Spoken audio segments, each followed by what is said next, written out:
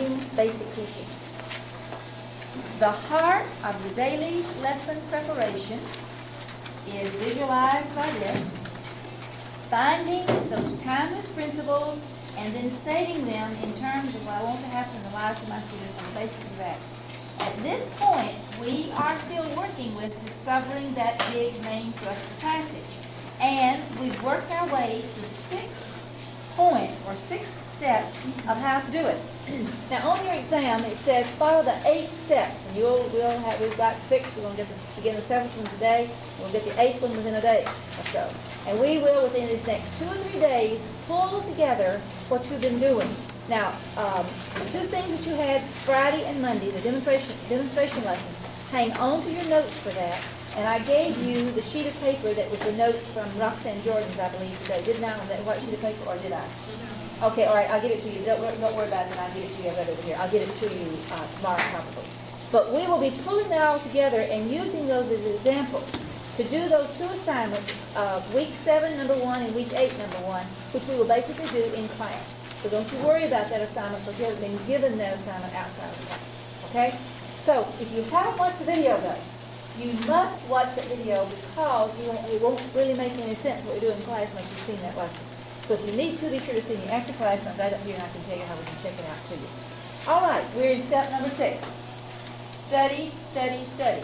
Read, read, read. Study, study, study. Read, read, read. Now, observe somebody the other day. It wasn't anybody in this room, so don't be looking around. But I observed somebody the other day, and I saw something happening that I've seen happen in the past when I've observed people. And a lot of these things that we sort of get these little ideas about what maybe a little problem here is by hook and by crook and by accident, sort of stumbling upon it whenever we were working with somebody else. And I saw the student doing something, and finally it was so obvious I could almost pinpoint it, because he would say, do such and such and such and such, and I would look at the students and they would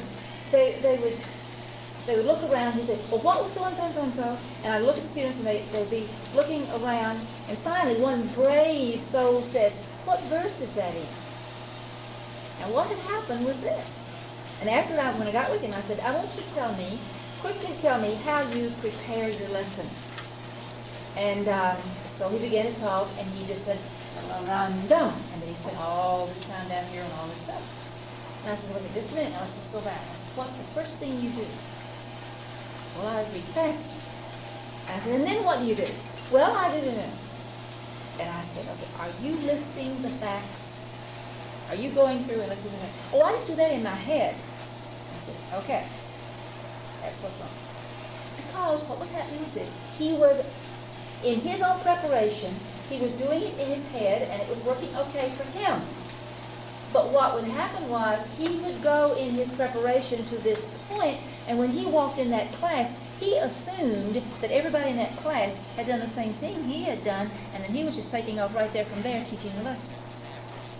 Now, you may not understand what the point of that is, but it's very simply this. You have to go back and work your class through the same procedure you have taken to be sure they know what it says. He was assuming they knew what it said, and he didn't realize he was assuming that. And so the more we talked, he said, oh, I see what I'm not doing. Because he would ask a question, but they didn't have a clue as to what to hook it to. And he would just say, and then so-and-so, so what happened, and he was leaving out big hunks of information. Now, I've said it again, and it will probably be said to you many, many more times, and you student teachers, it will be said to you probably 1,000 more times. If you do not know what it says, you will never find out for sure what it means. If you shortcut this, the chances are you will not consistently find your basic teaching. You may find good little truths and good little things, and sometimes you may hit it, and sometimes you may not. And if you don't, you won't necessarily know why you didn't. But if you will follow these steps, it will be, if you will get in the habit of doing it will really make a difference. Now, granted, folks, it will speed up the more you do it. And it won't be as meticulous, perhaps, because you'll be able to do things a little bit more groupy. But if you shortcut this, when you first start teaching, you really probably are going to have some real problems in your communication, because you're not going to have a good handle on what does it say. A fellow several years ago said, this what the thing that finally clicked with me was that if I could run the story through my mind like it was a film strip, and I could see all the scenes in my mind, then he said, I knew that I was on track. So, what does it say? Look up anything you don't understand. List the events in sequence. Find a summary of keywords, and then group those events together logically. Locate the climax and decide on your central character. Now, remember this. Some of these things are all just happening at the same time. It's not, I do that and I set it aside. I do this next and I set it aside. I do this next and I set it aside. A lot of this is all meshing and doing all at the same time. It's like having a 3-ring circus in your head at one time. And you're doing this, you're doing this, you're doing this, but you're synchronizing it all together. And it all is happening and as you're thinking along together. So, what we're going to do today is this. You pair up with your buddy, you have your Bibles, and we are going to look together at some things. We'll leave that there because, I tell you what, Wendell, if you will just cut off the light from this side, we found out last time that did help us be able to see this. There you go. Thanks very much. All right, and I think that does help you. Y'all can still see each other. Okay. Now, we're going to look at Exodus chapter 2, and I think with you the other day, I had just basically mentioned this.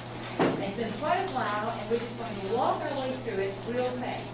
Here listed are the basic facts, the summary of the basic facts of Exodus 2:23 to chapter 4:28. Picking up, now just what we won't in this passage, but if you're going to teach it, we have to look over here at Acts 7. We'll come back to that in just a little bit. But right now, let's look at the Exodus passage. This is when Moses has been away from Egypt for 40 years, on the backside of the desert, taking care of sheep. And at the end of that time, it's the burning bush episode. God comes, talks to him, and all of that. All right, here is how it starts. It says that the king dies, the people cry for help, and the Lord hears, remembers his promise, it's time to do something about it. Moses is taking care of Jethro's sheep. He comes to Mount Horeb, which is Mount Sinai. Angel of the Lord, angel of Jehovah, appeared to him in a burning bush. And God speaks, the angel speaks, and says, I am going to deliver the children of Israel. I'm going to go back and help my people. Moses hides his face, takes off his sandals, because the angel said the ground you're standing on is holy. And I am sure, as far as I can be sure, I'm sure up to this point, old Moses is listening to this and he's just saying, yay, God, go get him. Great. Wonder. But the next thing that says changes the scene.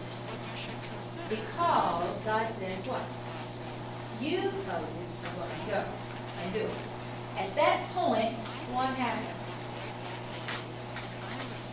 Excuse, excuse, excuse, excuse, excuse. Every time there was an excuse, what did God do? He gave an answer. After that, Moses finally, when God says, he says, oh, please let somebody, okay, Aaron will go with you. After that, okay, Moses gives in. He says, all right.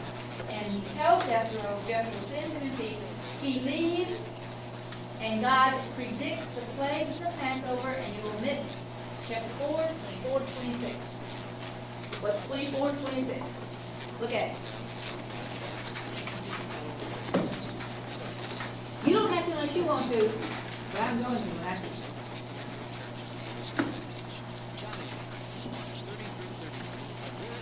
You know why? For several reasons. What are those verses? I'll tell you one reason why I'm going to, and that's the simple because I'm not dead sure what all that means. And I got to do a little bit more work on that before I'm just real sure what that all means.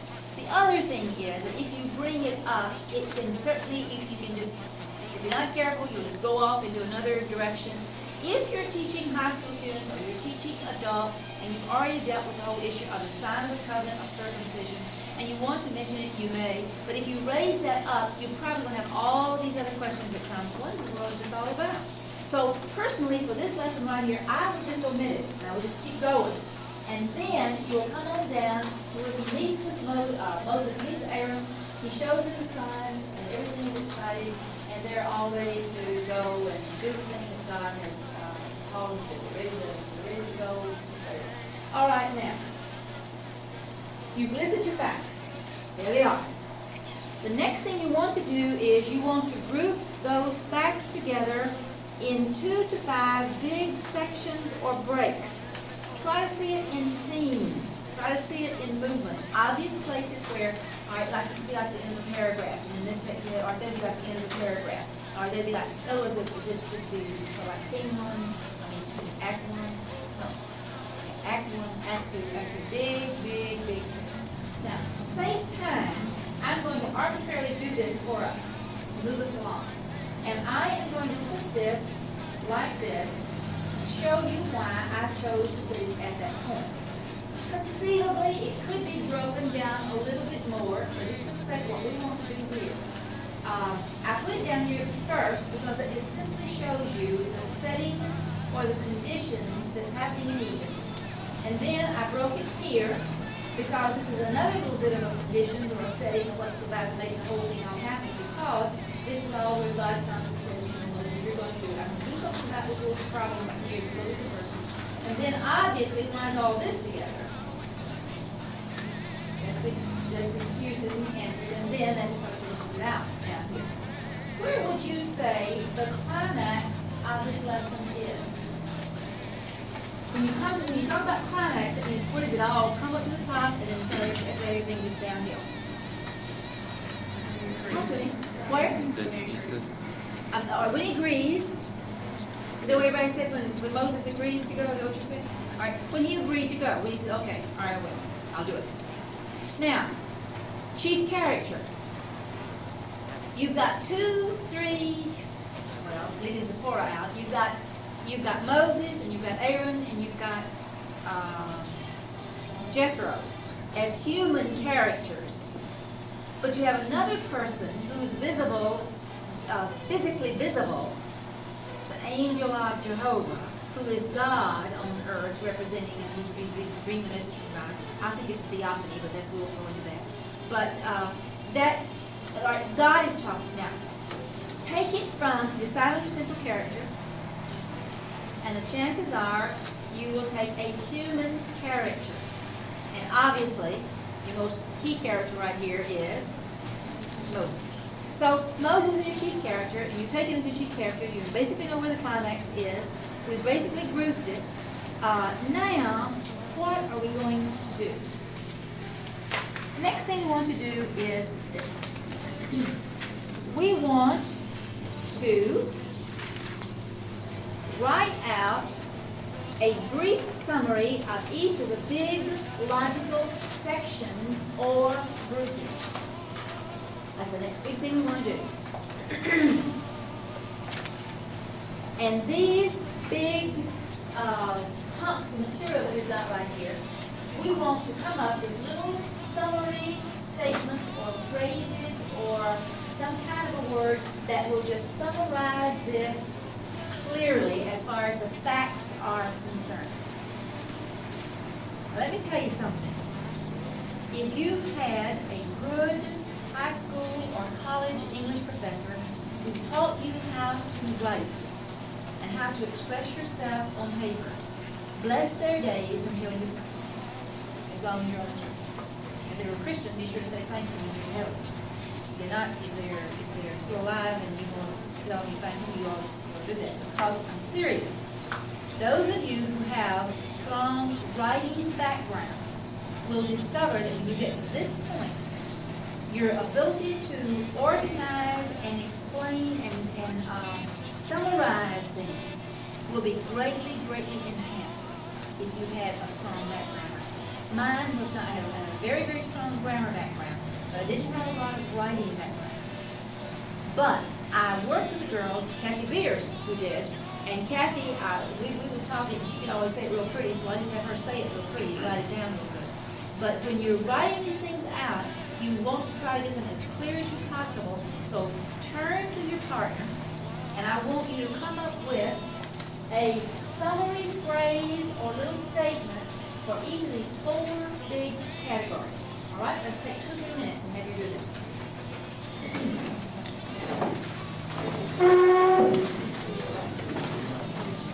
Write them out. Yes, one of you do the writing, and just write it down.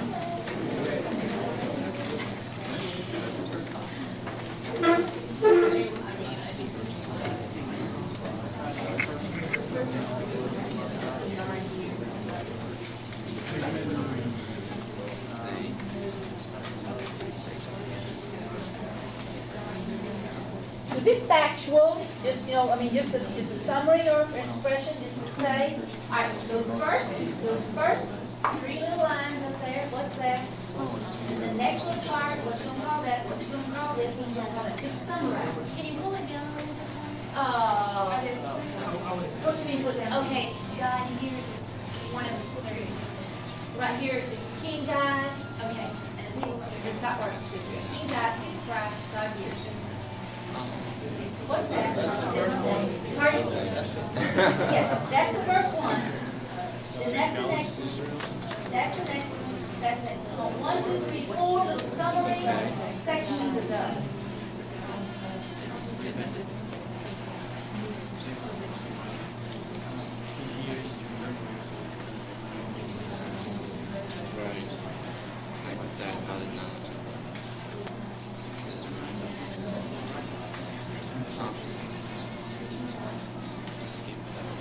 All right?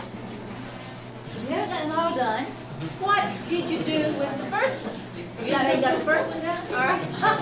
All right, keep going. Keep going. Just try not to make it to be a big production, but just quickly. I mean, what does it say? Just, what does it say? What does it say?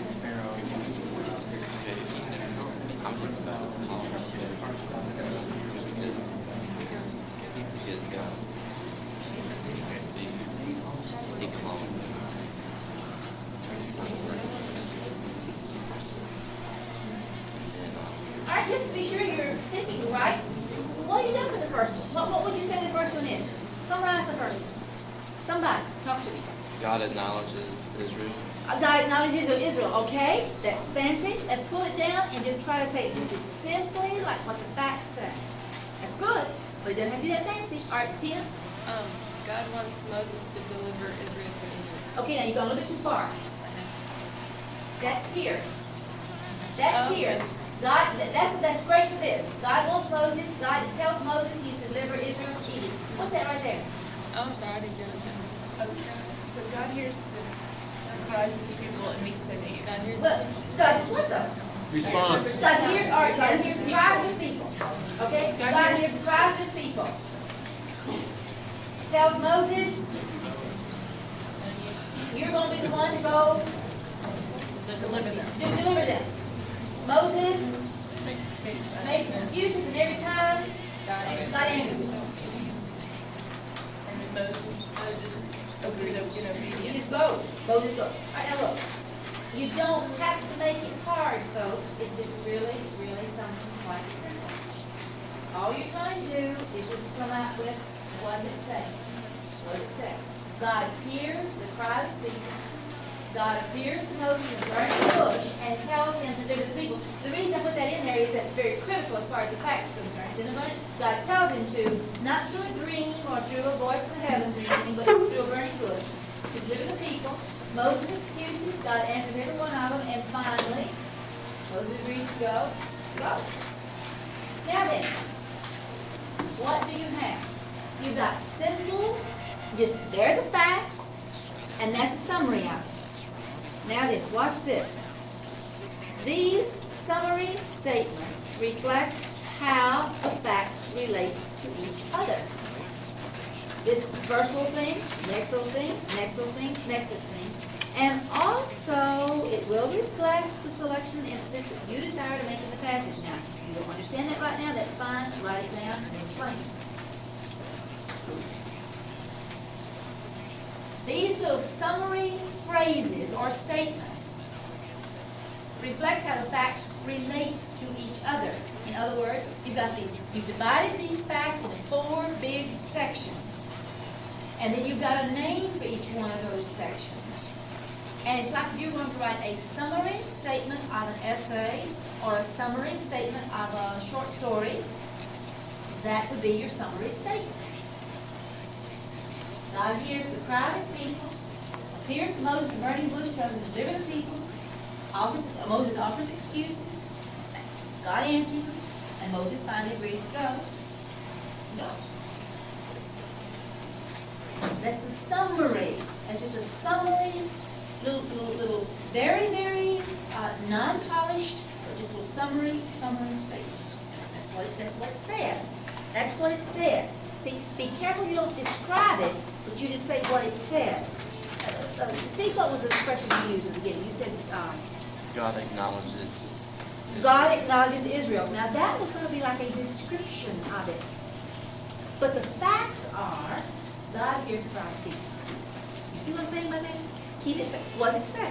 What does it say? Who, what, when, where? Just the fact. All right, now then, watch this. You now have these statements. And that's the essential thing. What you want to do now is this. You want to relate, subordinate, combine each summary statement together to make it a pretty sentence. To make it just be a nice summary statement.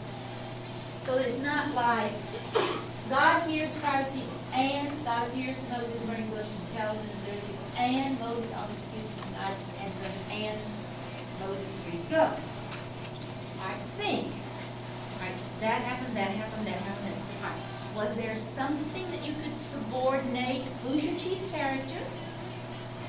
Moses. So you're going to we'll be sure Moses' name is going to be one of your main subject of your sentence.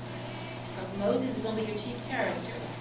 And there are going to be some things that might happen as a result. So in writing, in English, you have, because such and such, or when such and such, blah, blah, blah, blah, comma, so-and-so did such and such happened. So, in other words, you just want to make a pretty sentence. Make it sound pretty, make it flow. So, you want to relate it, subordinate it, combine it, summarize it. What could it be like? You could say, when God hears the cry of his people, and appeared to Moses in the burning bush and told him he was to deliver the people, comma, Moses offered excuse after excuse not to do what God told him to do, but God answered each one, and whereupon Moses finally agrees to go and obey. Now that could basically cover it. Now, there might be a few more things you could put in, but that would basically give you a clear statement with whens and becauses and commas and conjunctions and adverbs and resulting, putting it all together in a nice sentence. So, this is a tentative type statement. It will be refined more as you work with it. I'm simply saying, this is your first attempt. You may go back later and polish it up some more, do something else to it, but you're off to a good start. You've got a good, solid statement. You know what the thing is about. You know what it's summarized. Now, some of you who had a little bit more exposure to where we're headed than some of the rest of you may know without any problem what we basically have done when it comes to this business of what we're talking about, finding these big main truths and then stating them in terms of our pupils' personality. There are going to be things we're going to know. There are going to be things we're going to realize. There will be things we're going to respond to. Actually, in a very, very miniature way and a very preliminary sort of way, that statement right there will turn out to be eventually what? It's going to be eventually the to-know statement of your objective. Put this down, and then let's see if we can see what logically comes next.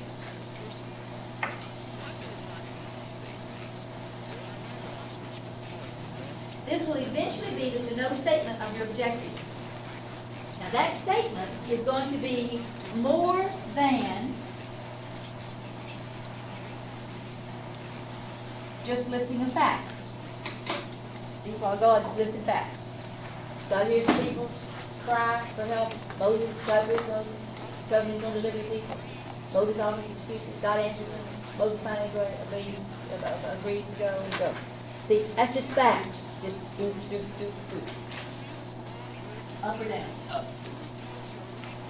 All right?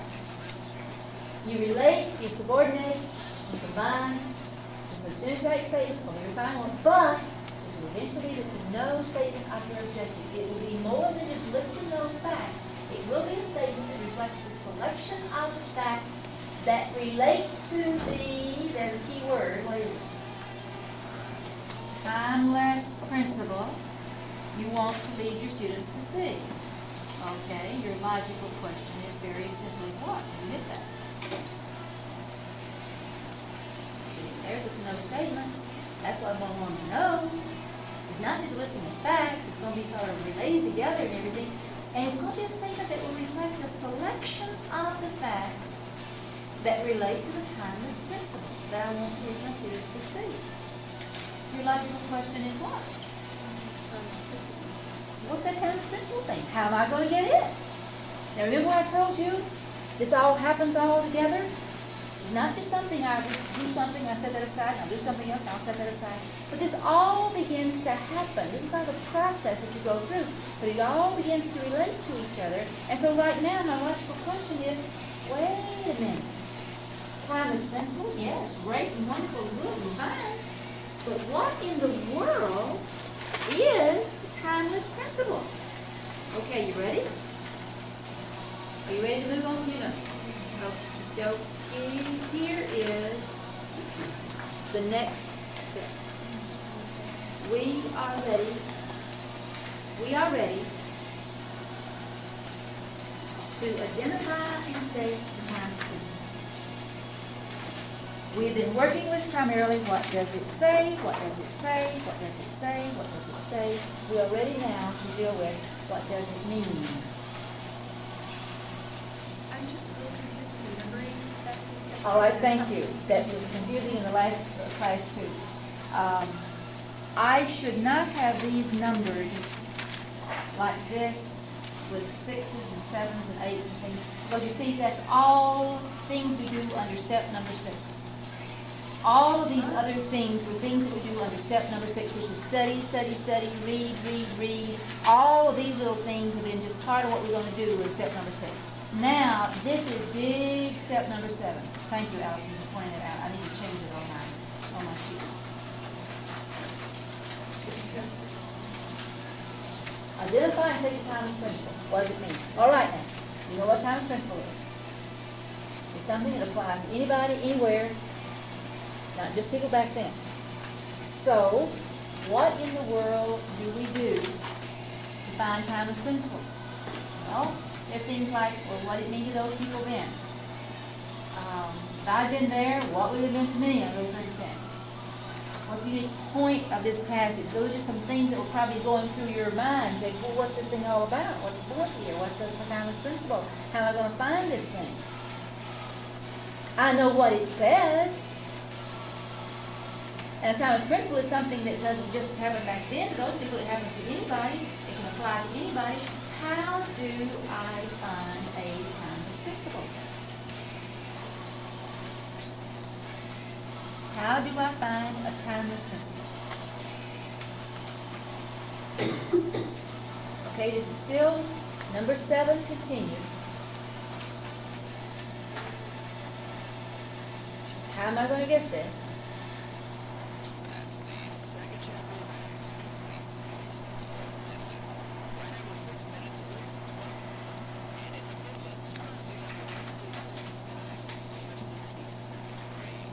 Okay, here we go. Almost. Right fast, right hard.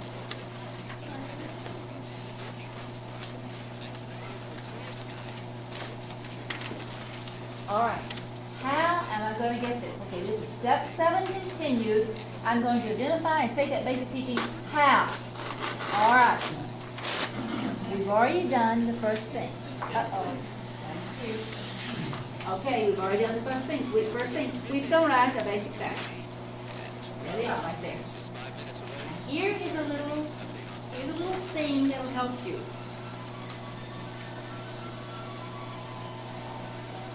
at a certain time and or certain conditions, someone or someone does something and something happens as a result. All right, we'll go over here.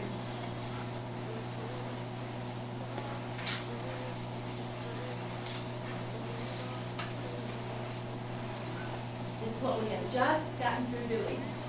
I didn't give you this little formula to start with because I'm afraid if I did, you would only look just for that, because I want you to be sure that you realize that that's what you were doing. That's what you were doing. When the king died and the people cried from slavery, God told Moses he was sending him to deliver the people. Moses offered excuse after excuse not to do it. God answered his excuse, I will. Finally Moses agrees to go and he went. All right, that's what we just had a while ago, right? You see that? That's what we had just a while ago. We summarized everything. Now look at how that works. And this will help you find and guide you in your thinking. But I wanted you to be sure you didn't jump too fast to this. At a certain time and or under certain conditions. That is not just necessarily something historical. It could be something that somebody did. In this case, you see, the historical thing was the king had died and the people were crying to God for help. But here is something that is also part of the situation, but it's something that God did. God told Moses he was going to send him. Then someone or someone's do something. Moses offered an excuse, and God did what? See, someone or someone's do something. You see what? And something or some things happen as a result. We finally agree to go. And that's what we've done so far. All right, here we go. Last 3 minutes. If something is timeless, it is not bound to history. All right? Look at all that. What is time bound? See, what I've got to do next is I've got to strip off the local time bound aspects. What's time bound? Quickly tell me. Moses, Aaron, Jethro, Slavery. what? Slavery. The slavery, the king, Egypt. burning bush, God talking with the voice of the angel, graciously. That's all there is. I mean, it's all time bound. It's all time bound. I mean, there that's when we started when it took place. I mean, big deal. What's that got to do with me? I live in 1990. I wasn't no slaves. I wasn't no city license slavery. I wasn't Moses here in that force I wasn't. What did I say? I wasn't there. I mean, what big deal? 2 issues that are timeless. What makes something timeless? Why do we have timeless truths? Talk to me. God does not change, and God works according to his character. He's consistent with his own nature, and is dealing with people, and people don't change. Experiences are universal, all these things. So start thinking. What is timeless in that right there? Go ahead. Go ahead. God told somebody to do something. Does God tell people to do things? All right. In other words, there. All right. Now that's right here when he actually, well, right there he does. But that's in connection with a problem, a need, a situation. In other words, he tells somebody to do something in connection with something that needs to be taken care of. Then, what's timeless here? Excuses. Have you ever known anybody that when they sort of got the message they were supposed to do something, they felt a little bit inadequate for it, they weren't too excited about doing it? And then what happened? If God says do something about it, the only right way to respond, it has to be the way Moses did. So look, you strip off the local time-out aspects in order to find the timeless truth. And here's how it works. There we go, this is more smart. If at a similar time and under similar conditions, there it is right there, a person or persons does something or some things similar, then you can expect the same or the similar result. So this which is time bound, just look right now and say this which is time bound becomes this which is timeless. That when there is a need or a job to be done, and God asks the person to meet that need, if he, the person, offers excuses, God will answer each with his power and his presence, not with his God can do it, you can do it. Obedience is the only exception. That's how you find happiness. That's how you find that time is true. That's the process you go through to find these unchanging principles. Okay, that's the first exposure. Much of teaching and much of learning, I'm going to give you a little pedagogical parting shot. Listen. Much of learning and much of teaching is filling up vacuum so that you get to a certain place that you can grasp something. So what I'm doing for a lot of you right now, I'm just putting some stuff in there. We're going to pack a whole bunch more stuff in there. All of a sudden, one of these days, we get enough packed in there. You say, oh, that's what she's talking about. Show by Thomas principle. Well, what is that? Well, this. Okay, you make it. And let me see these folks, please, just for a second.